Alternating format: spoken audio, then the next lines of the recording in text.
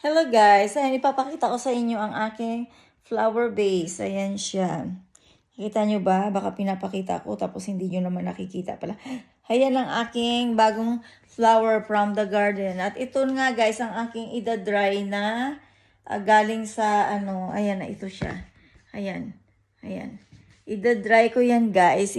Nakalagay na siya sa base, sa flower base, pero there's no more what they call that, no water inside. I didn't put water. I don't want to put water. I decide to make it dry. Ayun nga guys, at after how many days, doon ko ipapakita sa inyo kung ano yung tsura niya. Ayan siya. Ayan. Diba cute? Diba ang ganda niya? As in, makikita mo kapag nilagay mo siya sa flower vase, i-dry mo, doon mo maa-appreciate na ang ganda pala ng wild grass na ito. Diba parang, alam mo kapag nakikita mo lang siya sa, sa forest, para siyang walang silbi lang. Parang, it's a kind of wild grass.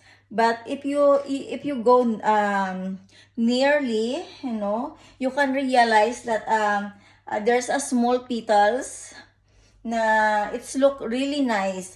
Ayun guys, maganda siya.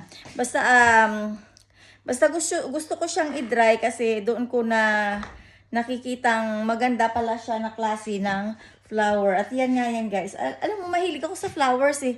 Kahit plastic, basta gusto kong i-decorate ang bahay ko. Ganyan nga ginagawa ko, bibili ako ng mga flowers. Ko. Tapos ito, ayun, ito na siya, Ito, this one is like that, wild grass only. And then I'm decide to get more. Tapos i-decorate ko dito sa bahay. Kasi sa totoo lang mahilig ako sa mga flowers. Kaya naalala ko si Victor nung pumunta rito. Wow, there's a lot of flowers, he said. Tapos he took a picture, photos. Ewan ko ba dun, dami niyang picture dito sa loob ng bahay. Akala mo naman kung anong nakita. Kung anong makita niya, pinipicturean niya. At yan nga guys, ayan na siya. O diba, maganda siya. Ayan. Ayan si Rohelia, mahilig sa flowers, mahilig mag-decorate, mga style, mga, alam mo yung mga mula sa flowers, papunta sa hairstyle, papunta sa, pag nagpili din ng gown guys, sasabihin ko sa'yo, pag humingi ka ng advice sa akin kung ano ang pinaka the best na gown na pwede mong isuot, kaya kitang bigyan ng idea.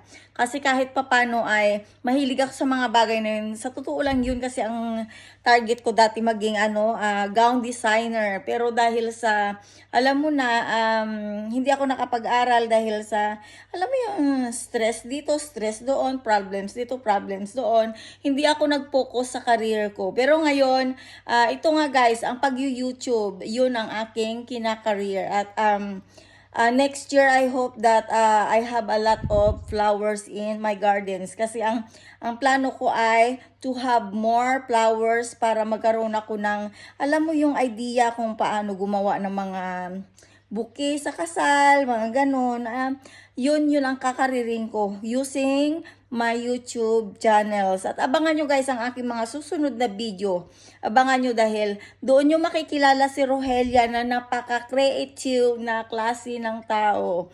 At mahilig ako sa mga bagay na, alam mo dati hindi ko masyadong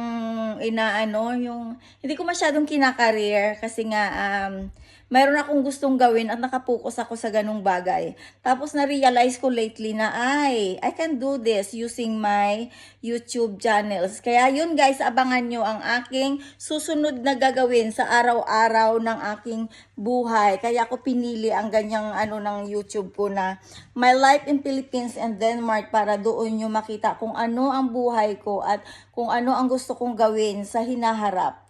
Sa hinaharap. Ayun nga guys, ingat kayo lagi.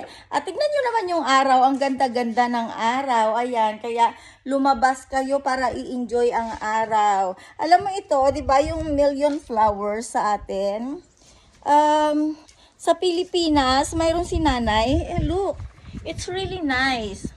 Ayan, at sana mayroon ako makitang white colors kasi yun ang gusto kong yung alam mo yun, pag pag gumawa ka ng bouquet na wedding bouquet, ayun, yun ang gusto kong white. O kaya pwede naman ibang kulay, depende yun. Pero I want to collect a different kind of flowers sa garden para if I want to decorate flower arrangement or something that I will use to my YouTube channels, I have my own. So I don't need to buy in the grocery o basta dyan sa labas, diba?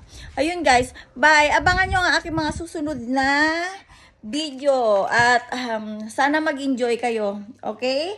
Bye!